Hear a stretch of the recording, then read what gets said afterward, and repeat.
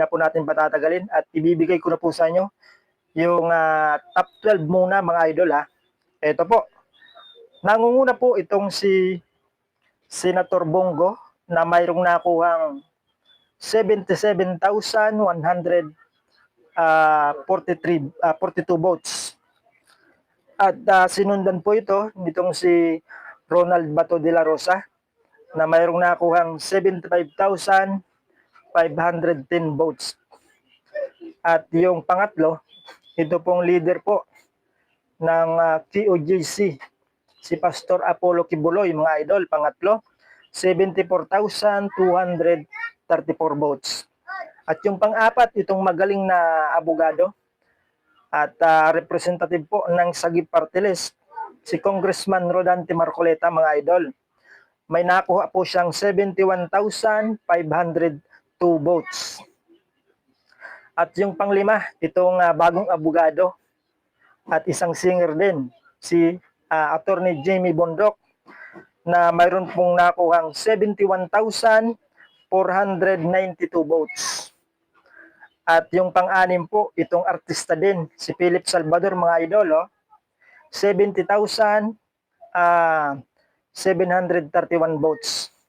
At yung pang-pito ay abogado din. So, medyo maraming abogado dito sa hanay po ng alyansa. Maganda ito, mga idol, sapagkat ang senador ay gumagawa ng batas at yung mga abogado ay may alam sa batas. Kaya tamang-tama ho. At talagang dapat po na mailuklok sa Senado itong mga abogadong ito ng PDP Laban. So itong si Attorney Vic Rodriguez, pang-pito, na mayroong pong nakuhang 68,120 votes.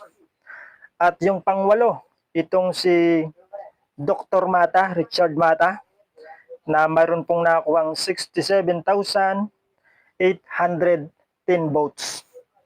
At itong pang-siyam ay abogado rin, kung hindi ako nagkakamali, si JB Hinlo, mga idol, 64,610 yung kanyang nakuha. At yung pang-sampo ay itong abogado din, si Attorney Lambino, mga idol, pang-sampo. Mayroon pong nakuhang 63,194 votes. At ito pong pang-11 o pang-11 ay si Busita Bonifacio. Ay pumasok na sa top 12 si Bonifacio, si Busita. May nakuha po siyang 30,579 votes. At yung pang-12 po, itong si Panpiluping Lacson, na mayroon pong nakuhang 25,312 votes. So, kung mapapansin niyo, mga idol, lahat ng kandidato ng PDP Laban pasok. Pasok sa top 12 dito sa pang-sampung run ng Archlight Facebook page, mga idol. Yung ginagawa po nilang survey, yung method po nila o yung style po ng kanilang pag-survey ay online survey. At alam niyo po, kagaya ng narinig natin kanina, marami hong nakikilahok, hindi kagaya ng iba dyan. Naiilan lang po yung tinatanong po nila. Ito po, 10.8 million yung nakikilahok dito sa online survey ng Archlight Facebook page.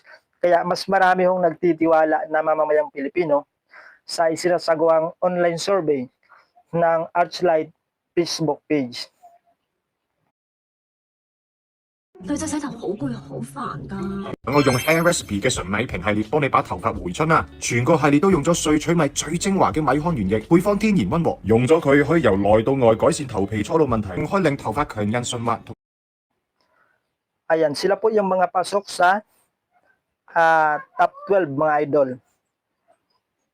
So, ituloy po natin hanggang top 24, mga idol. Ito po, pang 13, si Kiko Pangilinan, mga idol. Pambato po ni Leni Robredo. May nakuhang 10,710 votes. At yung pang 14 ay ito pong si Bam Aquino, pambato din ni Leni Robredo. 9,312 votes.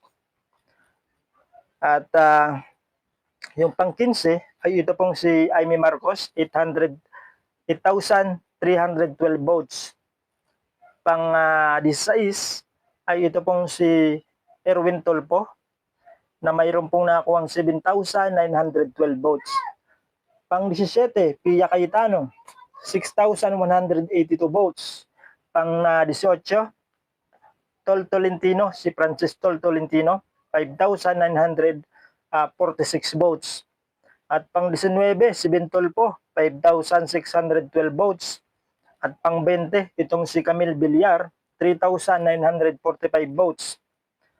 At pang 21 po, itong si Tito Soto, 2,874 votes.